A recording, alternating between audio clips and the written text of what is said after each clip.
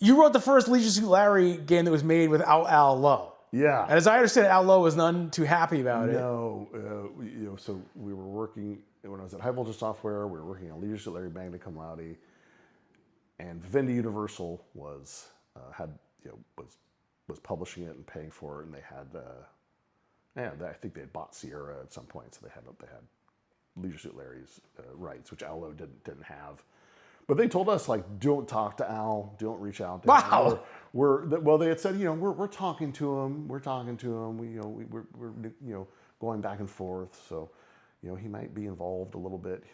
We don't know, but it never happened, and we never heard from him or anything. I did maybe a couple of years later, not that long after that game was released. I did meet Al Lowe at a conference. Oh. And I walked up to him and I said, I was a big fan of your games, and it really did influence me to wanting to be in games. And I have to confess, I worked on Leisure Suit Larry, Magna Cum Laude. He could not have been more gracious. Okay. He was super sweet. And he let me take a picture with him, and he was super cool about it. But he was, vocal on his blog. He was not super happy.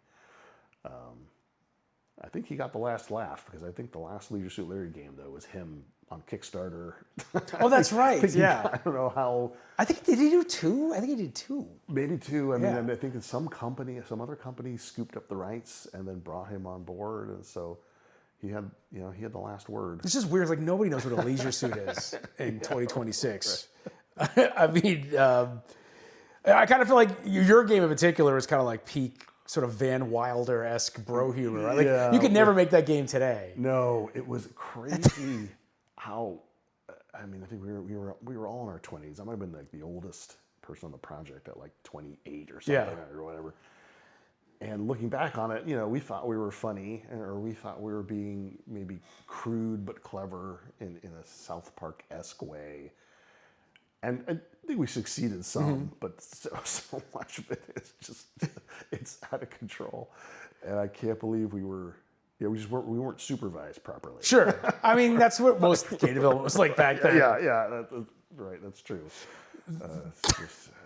Yeah, I watched some YouTube videos of it. I was like, wow, I remember that game came out, but I never played it. I was like, wow, okay. All right, that's definitely of its time, a product of its time. Yeah, not all of it age. It's going to age well. So.